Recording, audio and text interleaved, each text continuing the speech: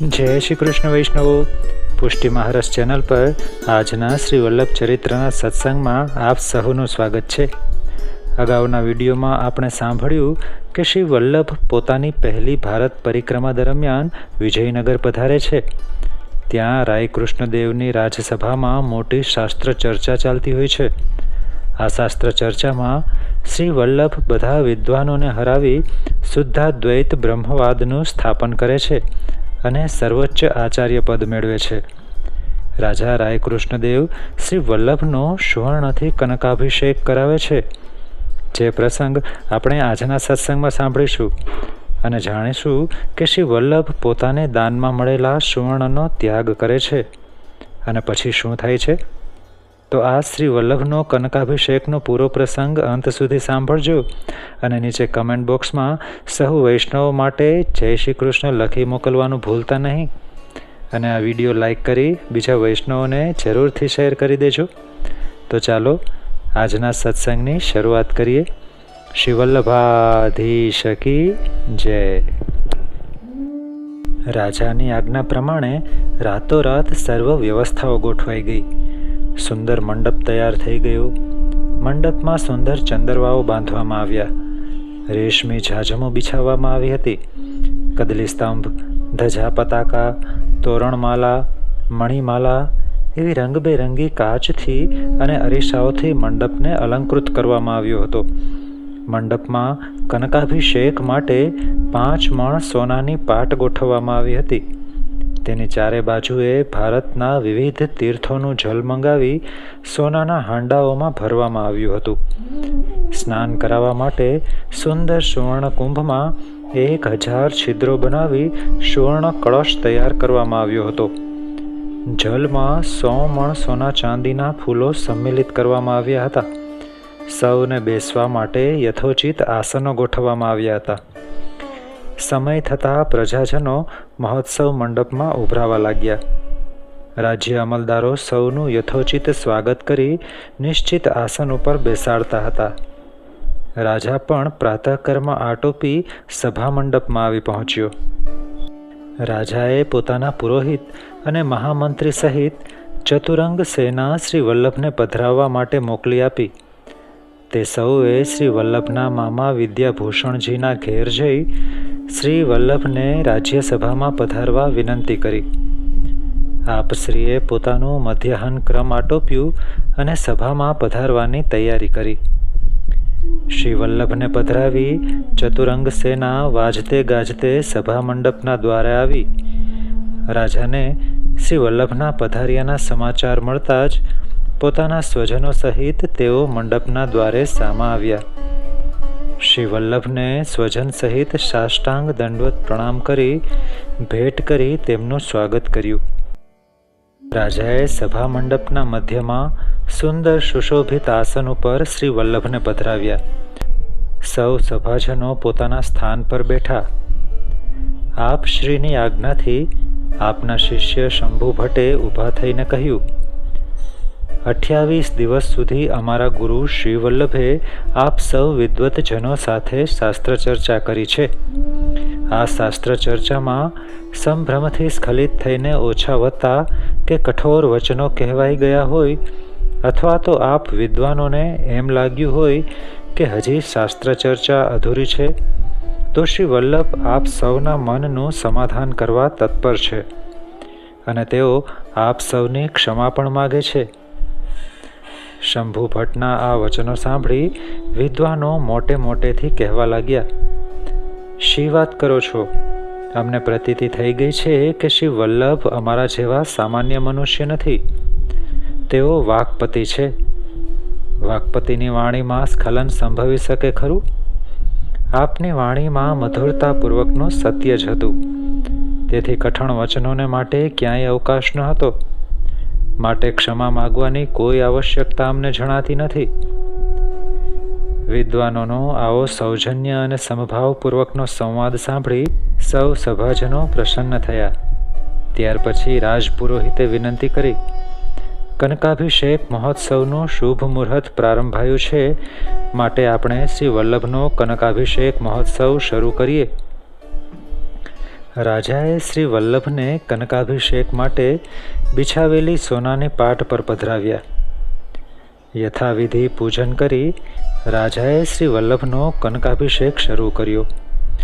પવિત્ર તીર્થ જલોના જલથી રાયકૃષ્ણદેવ તેમના પટરાણી સાથે શ્રી વલ્લભનો મહાઅભિષેક કરતા હતા. ત્યારે ઉપસ્થિત વિદ્વત બ્રાહ્મણો મહાઅભિષેક અને સામ્રાજ્યાભિષેકના મંત્રોથી સભા મંડપના વાતાવરણને ભરી દેતા હતા. વેદ મંત્રોચ્ચાર થતા હતા. સૌભાગ્યવતી નારીઓ મંગલ ગીત ગાતી હતી. આમ વિવિધ મંત્રોચ્ચારથી શ્રી વલ્લભનો કનકાભિષેક અને આચાર્ય સામ્રાજ્યાભિષેક પૂર્ણ થયો. રાયકૃષ્ણદેવે શ્રી વલ્લભને વિનંતી કરી, આપને કનકાભિષેક કરાવતા જે કંઈ સુવર્ણના પાત્રો, સુવર્ણના પુષ્પો વગેરેનો ઉપયોગ થયો છે તે સર્વ આપને સમર્પણ કરવાનો મેં સંકલ્પ કરેલો છે. માટે આપ તે અંગીકાર કરવાની કૃપા કરો. શ્રી વલ્લભના નેત્ર સંકેતથી દામોદરદાસજીએ ઊભા થઈને કહ્યું, રાજન, ધર્મશાસ્ત્રોમાં આજ્ઞા છે કે સ્નાનનું જલ બીજા કોઈ કાર્યમાં વાપરી શકાતું નથી. આ સર્વ સુવર્ણ પાત્રો વગેરે સ્નાન જલવત છે. તેથી અમારા ગુરુદેવ શ્રી વલ્લભ તેનો ઉપયોગ કરી શકે નહીં. આપે જણાવેલ અને સંકલ્પ કરેલ આ 100 મણ સુવર્ણ અહીં ઉપસ્થિત સર્વ વિદ્વાનો અને શરણાગતોને આપની આજ્ઞાથી વાંટી દો. આ સાંભળી આખી સભાએ આપ શ્રીનો આવો અદ્ભુત ત્યાગ જોઈ જય જયકાર કર્યો. રાજા પોતાનું કશું શ્રી વલ્લભે ન સ્વીકાર્યું તેથી ઉદાસ થઈ ગયા. દામોદરદાસજીએ આગળ કહ્યું, અહીં દૂર દેશોમાંથી ધર્મસભામાં ભાગ લેવા વિદ્વતજનો આવ્યા છે. માટે તમે જરાય મૂંઝાયા વિના આ બધું તેમને વહેંચી દો. રાજાએ પોતાના દાનાધ્યક્ષ અને રાજપુરોહિતની સલાહ લઈ તે દ્રવ્યના યથોચિત ભાગ કરી વ્યાસ તીર્થજી વગેરે આચાર્યોના સેવકોને, આવેલા પંડિતોને, બ્રાહ્મણો, ભટ્ટચારણો વગેરેને તે દ્રવ્ય દાનમાં આપવા માંડ્યું. તદુપરાંત આંધળા પાંગડા ગરીબ લોકોને પણ દાન આપ્યું.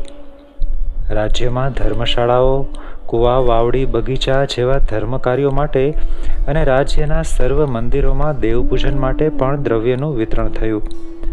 આમ સર્વ રીતે સર્વ દ્રવ્યનું વિતરણ થઈ ગયા પછી વૈષ્ણવ આચાર્યોએ વિષ્ણુ સ્વામી સંપ્રદાયી આચાર્ય હરિસ્વામી અને શેષ સ્વામીના હાથે શ્રી વલ્લભને આચાર્ય સામ્રાજ્ય તિલક કરાવ્યું અને સૌ ઉપસ્થિત આચાર્યોએ પણ શ્રી વલ્લભને આચાર્ય તિલક કર્યું. સૌએ શ્રી વલ્લભનો ઉચ્ચ સ્વરે 3 વખત જયઘોષ કર્યો. રાજપુરોહિતે કૃષ્ણદેવરાયના આદેશથી શ્રીમદ વલ્લભાચાર્યજીની પ્રશસ્તિ કરી. શ્રી વલ્લભાચાર્યજી જે શ્રી લક્ષ્મણ ભટ્ટજીના પુત્ર, તૈલંગ કુલ દીપક, સર્વશાસ્ત્રજ્ઞ, તે અખંડ ભૂમંડલાચાર્યવર્ય શ્રી મહાપ્રભુનો જય હો, જય હો. માયાવાદ રૂપી મદોન્મત હસ્તીને પરાજિત કરનારા, સિંહ સમા પરાક્રમી, વેદ ધર્મના રક્ષક, શુદ્ધાદ્વૈત બ્રહ્મવાદના સ્થાપક શ્રી વલ્લભાધીશનો જય હો, જય હો. પૂર્ણ પુરુષોત્તમના મુખારવિંદ સ્વરૂપ વાગધીશ શ્રી વલ્લભાધીશનો જય હો, જય હો. આવી રાજપુરોહિત દ્વારા કરાયેલી આપની પ્રશસ્તિ સાંભળી સૌએ જય હો, જય હોનો જયઘોષ કર્યો. રાયકૃષ્ણદેવે શ્રી વલ્લભને વિનંતી કરી, કૃપાનાથ, આપે મારું કંઈ સ્વીકાર્યું નથી. આપની કૃપાથી રાજ્ય ભંડાર ભરેલા છે. આપ આજ્ઞા કરો તો કંઈક યથાશક્તિ ભેટ કરું. રાજન, અમારા ગુરુદેવ શ્રી વલ્લભ પોતાને શરણે આવેલા સેવકો સિવાય બીજા કોઈનું કંઈ પણ સ્વીકારતા નથી. માટે આપ હઠાગ્રહ કરશો નહીં. અમારા ગુરુદેવ આપના ઉપર પ્રસન્ન છે. આપ ચિંતા ન કરો. દામોદરદાસે કહ્યું, પ્રભુ, જો આપનો એ જ સંકલ્પ હોય તો મને કુટુંબ અને સ્વજનો સહિત શરણે લેવાની કૃપા કરો. કારણ કે આ ધર્મસભાના પ્રારંભમાં મેં એવો સંકલ્પ કર્યો હતો કે જે આચાર્ય વિજયી બનશે તેમનો હું સહકુટુંબ સેવક થઈશ. માટે આપ મને અને મારા કુટુંબના સર્વ સ્વજનોને સનાથ કરો. શ્રી આચાર્ય ચરણે કૃષ્ણદેવરાય, તેમના પટરાણી અને સર્વ કુટુંબીજનોને શ્રી અષ્ટાક્ષર મંત્રની દીક્ષા આપી તુલસી માળા આપી. રાજાએ પોતાના ગુરુદેવને ભેટ કરવા માટે રાજ્ય ભંડારમાંથી સુવર્ણ થાળમાં 7,000 સોનો મહોરો ભરીને મંગાવી. શ્રી વલ્લભના ચરણારવિંદ પાસેની ચરણ ચોકી પર 7,000 સુવર્ણ મુદ્રાઓ સાથેનો સુવર્ણ થાળ ભેટ કરતા વિનંતી કરી.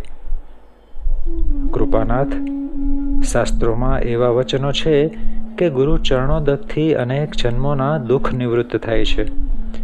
માટે આપનું પુનિત ચરણોદક મને આપો અને આપના અતિ પુનિત ચરણારવિંદ મારા મસ્તક પર ધારણ કરી મને અભય આપો. હવે હું આપનો સેવક બન્યો છું. શ્રી વલ્લભના ચરણારવિંદનું વેદ મંત્રપૂર્વક પૂજન કરી પવિત્ર તીર્થ જલથી પ્રક્ષાલન કરી તે તીર્થોદક હવે પરમ પુનિત બનેલું ચરણોદક કૃષ્ણદેવરાય રાજાએ સર્વ કુટુંબનો સહિત પાન કરી આંખે, હૃદયે અને મસ્તકે ધારણ કર્યું. શ્રી વલ્લભે રાજાએ ધરેલી ભેટના થાળને પોતાનો શ્રીહસ્ત અડાડી તેમાંથી 7 સુવર્ણ મુદ્રાઓ અલગ કાઢી લીધી. આપશ્રીએ પોતાના મધુર સ્વરે રાજાને આજ્ઞા કરી, રાજન, તમારા કોષમાં તમારા એક પ્રજાજન દીનદાસ ક્ષત્રિયની માલિકીની આ 7 સુવર્ણ મુદ્રાઓ આવી છે. દીનદાસ ક્ષત્રિય પરમ ભગવત ભક્ત છે. તેઓ પોતાની પ્રામાણિક મહેનતથી મેળવેલી આજીવિકાનો 6ઠ્ઠો ભાગ દેવદ્રવ્ય તરીકે જુદા કાઢતા હતા. તે દેવદ્રવ્ય તમારા ભંડારમાં આવ્યું હતું. આ 7 સુવર્ણ મુદ્રાઓની સુવર્ણ કટી મેખલા બનાવી અહીં બિરાજમાન ભગવાન શ્રી વિઠ્ઠલનાથજીને અર્પણ કરીશું. આપશ્રીએ બાકીની સુવર્ણ મુદ્રાઓના 4 સરખા ભાગ કરાવ્યા અને આજ્ઞા કરી, હરિભટ્ટ, આ એક ભાગ અમારા માતૃચરણને ધર્મ કાર્ય માટે આપજો. શંભુભટ્ટ, આ બીજા ભાગના દ્રવ્યથી અમારા પિતાજીના માથે રહેલું દેવું ચૂકવજો અને પિતૃચરણને ઋણમુક્ત કરજો. આપે રાજાને આજ્ઞા કરતા કહ્યું, રાજન, અહીંના ભગવાન શ્રી વિઠ્ઠલનાથજીના મંદિરના અધિકારીજીને આ 3જો ભાગ સોંપજો, જેમાંથી ભગવાનના આભૂષણો બનાવી તેમને સમર્પણ કરે. પોતાના મામા વિદ્યાભૂષણજીને કહ્યું, મામાજી, આ 4થા ભાગનો ઉપયોગ આપ ધર્મ કાર્ય માટે કરજો. આમ આપે પોતાને સમર્પિત સર્વ દ્રવ્ય ધર્મ કાર્ય માટે આપી દીધું. આપશ્રીનો આવો ભવ્ય સહજ ત્યાગ જોઈ સૌ સભાજનો અતિ પ્રસન્ન થયા. બોલીએ શ્રી વલ્લભાધીશ કી જય. વૈષ્ણવો, આજના સત્સંગમાં અહીં વિરામ લઈએ.